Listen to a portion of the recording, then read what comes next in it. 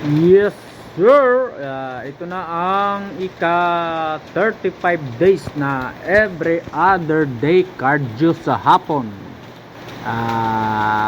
Wala naman akong ibang sasabihin dito. Mayroon lang talagang voiceover. Wala akong editor na iba. Kaya dito ko lang muna kay Lodi ipopost bago ko i-save, bago ko i-post sa ibang social media site para sa para hindi magkaroon ng violation sa copyright. Ano na yun? Basta ganun yun. Yun na nga, ang piniplex ko lang dito naman yung consistency. Isa pa, ito rin yung mga magiging patunay ko or ebidensya na nagawa ko talaga yung ganung bagay ng sunod-sunod. Kasi yun na, 24 hours yung palitan ng duty namin. Tuwing off duty ko, yun, saka ako nagbubuhat sa umaga, tapos pagdating ng hapon cardio. Kasi nararamdaman ko yung galing duty 24 hours, pag uwi ko hapong-hapo ako habang nagbibisikleta pa uwi ng bahay Kaya ramdam ko yung antok, panghina. Pero pagdating naman sa pagbubuhat, di naman ganoon ka yung nararamdaman ko. Ibig sabihin, mas mahirap yung cardio sa wala pang matinong tulog. Kaya binago ko yung pattern. Ginawa kong buhat muna bago kakain, matulog. Then paggising sa hapon, cardio. Bago kakain ulit, bago matulog.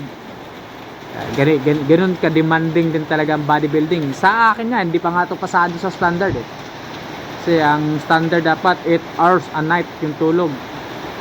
Sabi pa nga ng iba 10 oras, hindi makukuha dahil sa nature ng trabaho ko. Kaya yun, dito lang tayo kung saan tayo komportable, kung ano yung magiging resulta, yun na yun. Hindi na tayo maghanap pa ng iba. At least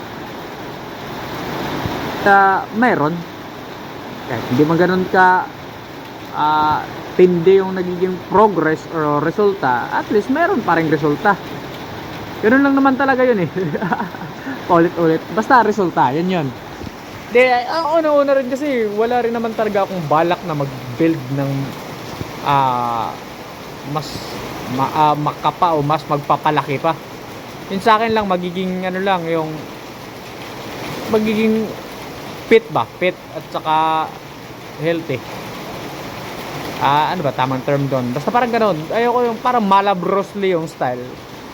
Hindi siya ganoon ka laki, pero kitang-kita naman yung muscle definition.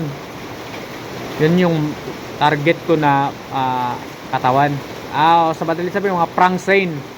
Yun yung ano ba tamang pronunciation nun? Basta parang gano'n. Yung hindi siya naghahabol ng size. Ang ano lang sa kanya, yung muscle definition.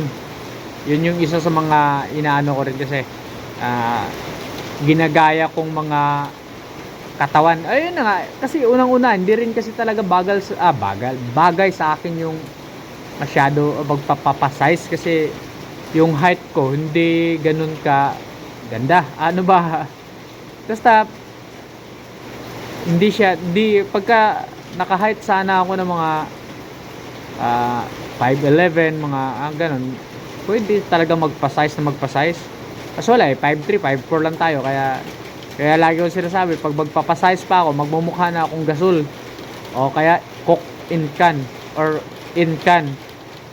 Yun yung ano ko sa sarili ko Kaya gano'n.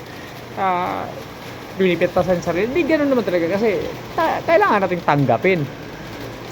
Tsaka yun na nga, simula pagkabata, bulky na kasi ako. Kaya yun na yung talaga pumasok sa utak ko. Sana pinapangarap ko noong na magkaroon ng abs, ganito ganyan, kasi bulky talaga ako simula pagkabata ngayon na nandito na ako, kaya yun yung pagpapasize, parang hindi ko na ganun talaga, kasi yun yung parang na-install sa utak ko noon na gusto kong makikita yung abs ko.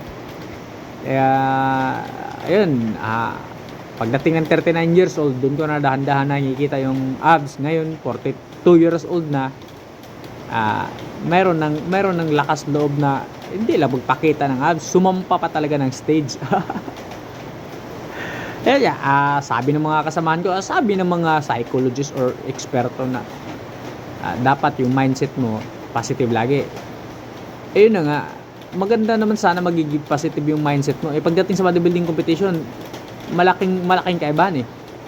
Yung mga nakakalaban mo sa competition, every night sila nakakatulog. Ako every other night lang. Paano na yun?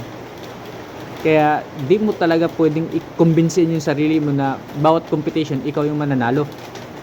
Ang sa akin lang kasi talaga dito, ma-challenge ko yung katawan ko o sarili ko na kaya ko. Yun lang talaga. At sabihin pa nating may disadvantage ako sa pahinga or sa recovery, pero pipilitin ko talagang maipakita yung pinaka the best version ng sarili ko para yun yung pruway ba ako na kahit hindi man ganun kaganda yung recovery mo, hindi ganun, saka may edad ka na rin nag-start sa bodybuilding, kaya mo pa rin i-display yung mga pinaghirapan mo. Doon na papasok yung lakas ng loob. So yun, lakas ng loob na lang yung puhunan natin. Wala na kumbaga nahuli na, tapos nasabayan pa ng nature ng trabaho natin na ayun na nga, security guard tayo sa pagka security guard pala pagka naka-duty, pero pagka off-duty, bodybuilder naman. Ano daw, inamin na talaga bodybuilder. Yun na nga, sabi, yun sa mga napanood ko mga eksperto, may konsideral na nila yung taong bodybuilder kapag nakapag-compete na, nakakapag-compete na ako, di, bilong na ako dun. Kaya grabe ka, bulala. Basta ganun na yun, wala nang maraming, basta, yun lang yung, basta i-enjoy lang yung maraming mga nagsasabing ganito ganyan, madali lang talagang magsabi, pero hindi mo naman alam yung background talaga ano yung mga kadahilanan. Kung full time bodybuilder ako, pag ganyan lang yung magiging progress ko, doon na tayo magkaroon ng tawag nito, malaking question mark na yung genetics ko hindi ganun talaga ka tindi or kaganda, kaya kailangan natin ng mag-isip kung ano pa ba talaga, ituloy-tuloy pa ba yung pagko-compete or mag-lifestyle na lang. Kaso may palag naman din kaya isip-isip ko, hindi naman siguro ganun ka yung genetics ko. Pwede siya, pero basta pwede siya. Sabi ko, basta pwede siya, ganun lang yun. Basta nagulat ba? Ay, pag gulat ba, video na ba